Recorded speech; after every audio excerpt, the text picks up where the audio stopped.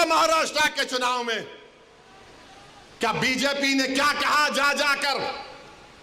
आज हमारे पास करण जैसे, क्या नाम है, यूसुफ पुंजानी आकर तकरीर करके गए, मैं इलेक्शन जीतने का हार गया। उन्होंने कहा कि बीजेपी ने पूरे महाराष्ट्र में प्रचार कर दिया कि फतवा जीतेगा या भगवा जीतेगा। बताओ ये कौन है लोग?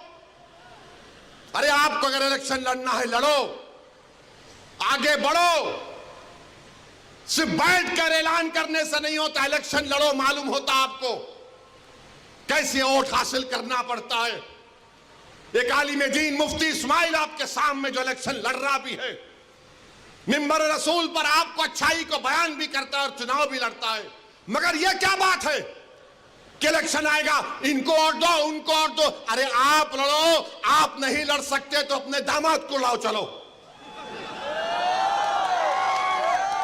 लड़ो ना, क्यों नहीं रोकते? नहीं, हम इनको बोलेंगे उनको बोलेंगे। क्या हुआ? आपने बीजेपी को हैंडल दे दिया। यूसुफ पुंजानी कह रहा है कि बीजेपी गली गली जाकर ऐलान कर दी कि फतवा जीतेगा या भगवा जीतेगा। अरे जब सियासत नहीं आता करना तो मत करो, दुआ करो या हिकमत अमली से इख्तियार करो। नहीं, हमको सब चीज होना। देख लिए क्या हुआ। अब किधर है आप, किधर है नहीं मालूम। कहां है वो लोग जो औरंगाबाद में बोले थे इम्तियाज जलील को वोट मत, उस समाजवादी पेंडेंट को वोट दो बोले थे। अरे चेहरा दिखाओ औरंगाबाद के अवाम के सामने तुम। अरे लिफाफों पे जिंदगी गुजारने वालों, शर्म से डूब मरो तुम। मेरे घर को आए थे, मेरे घर को आए थे हैदराबाद को, बगैर बोले मेरे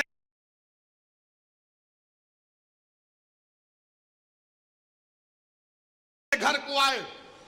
मैं वक्फ के बिल की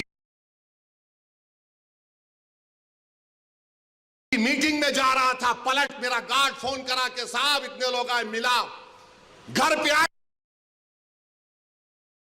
तो मैं कहा कि मेरा घर इतना बड़ा नहीं है, आप लोग 20 लोग ले लीजिए, को बिठा, वो बात करे, बात करा, लेटर लिख के दिए को, टिकट दो, मला मैं गौर करूंगा। फिर जाने से पहले कि अंग्रेजी कुरान का तर्जुमा जो तरक्की छपा हुआ है उसकी 4 कॉपियां इन जिम्मेदारों को दिया कि आप मेरे घर को आए, ये एक अल्लाह के वली की कुरान का तर्जुमा है।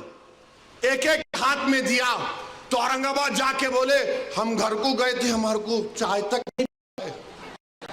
अरे आप पहले से बोल देते तो नान खलिया खिला देता मैं। मेरे को नहीं मालूम था कि तुम मेरे घर को खाना खाने आ रहे।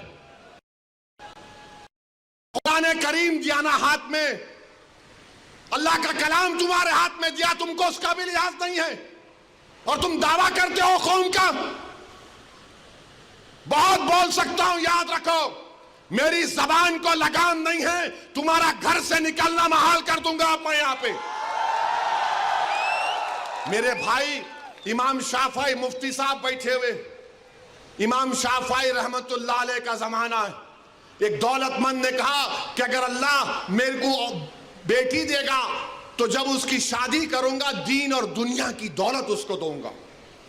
जब बेटी की शादी का मौका आया उलमाए कराम के पास गया, उलमाए कराम ने कहा कि नहीं तू नहीं दे सकता, दीन और दुनिया की दौलत तो कैसे देगा, तेरी कसम गलत हो गई। इमाम शाफई के पास गए, इमाम शाफई बोले बहुत आसान है। इमाम शाफई रहमतुल्लाह अलैह ने कहा तेरी बेटी की शादी कब है? उसने कहा फुला दिन है। बोले मैं आ रहा हूं, चला जा। इमाम शाफई पहुंचे, इमाम शाफई रहमतुल्लाह अलैह ने कहा कि आसान है। वो बोला कि हज़रत शादी तो हो गई, क्या है बताओ। बोले कुरान अपनी बेटी को दे दे, दीन और दुनिया की दौलत उसको दे चुका। मैं उनको दिया, 4 कुरान दिया उनको और बोल के दिया कि आप मेरे घर को आए, मुझे पता नहीं है, मैं वकीलों की मीटिंग में जा रहा था, पलट कर आया आपके लिए, ये कुरान करीम का तोहफा आपको दे रहा हूं। अरे तुमको ओवैसी से मजलिस से नफरत है मगर कुरान करीम की तो अजमत का तुम लिहाज रख लेते। मैं ये बात इलेक्शन में बोल सकता था, मगर खामोश बैठे रहा। मगर आज मजबूरन बोलना पड़ रहा है। याद रखो, तुम लोग जो काम कर रहे हो ना, तुम महाराष्ट्र के मुसलमानों को ना सिर्फ कमजोर कर रहे हो, बल्कि तुम उनकी आवाज का गला घोट रहे हो। अरे तुम इलेक्शन लड़ो, हम तुम्हारी तायीद करने को तैयार हैं। कब तक तुम ये सियासत करोगे कि उन्हें बोल दिया, इन्हें बोल दिया? जिसको तायीद किए औरंगाबाद में, वो खाली 5000 वोट लिया, 5000 वोट लिया। नासिर के खिलाफ कितने वोट लिया उन्हें? 10,000 वोट लिया। और नासिर हारे 8,000 वोट से। जो जिसकी तायीद का ऐलान किया वो 5,000, इम्तियाज जलील हारे 1100 वोट से। धूलिया से फारूक शाह के खिलाफ आपने ऐलान किया, वो 10,000 पे निपट गया। फारूक शाह 70,000 वोट लिए, सिर्फ 1700 वोट लिया वो जालिम, सिर्फ 1700 वोट लिया। फारूक शाह 70,000 वोट लिया। अतीक को आपने तायीद नहीं की, किसी और को बोल दिया। अरे क्या कर रहे हो तुम लोग? मत करो। तुम्हारा एहतराम और तुम्हारी अजमत हम करते हैं, मगर आप जो काम कर रहे हैं वो मुसलमानों के हक में नहीं कर रहे हैं। आपने हैंडल दे दिया बीजेपी को, बीजेपी ने पूरा प्रचार कर दिया, और क्या नतीजा निकला आज आप देखो। कल ये बीजेपी की सरकार अगर कुछ करेगी तो कौन आके लड़ेगा? आप आएंगे रोड पे? यही इम्तियाज जलील, यही फारूक शाह, यही मुफ्ती इस्माइल, यही नासिर सिद्दीकी, यही फारूक शाब्दी, यही वारिस पठान मैदान में उतर के मुकाबला करेंगे। मेरे भाई, पहचानो इन लोगों को। मैं नहीं बोलना चाह रहा था, मगर आज मैं जरूरी है सच्चाई को बयान करने के लिए कह रहा हूं। बहरहाल मेरे अजीज दोस्तों और बुजुर्गों, अपने मस्जिदों को आबाद रखो। जो लोग मस्जिदों को छीनना चाहते हैं, उसका जवाब क्या है? अपनी मस्जिदों को भरे करो। तुम्हारी जुमे की नमाज फजर की नमाज में उतनी तादाद होनी चाहिए। तुम्हारी मगरिब की जमात में जितने लोग होते हैं उतना जहर में होना चाहिए।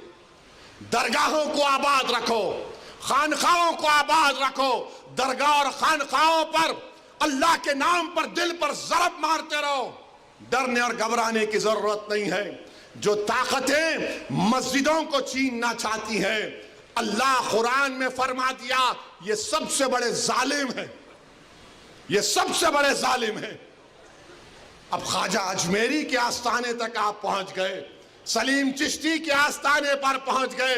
याद रखो जालिमों, ये वो सूफिया इकराम हैं जो बादशाहों की तरह दौलत। एबीपी माझा, उघडा डोळे बघा नीट।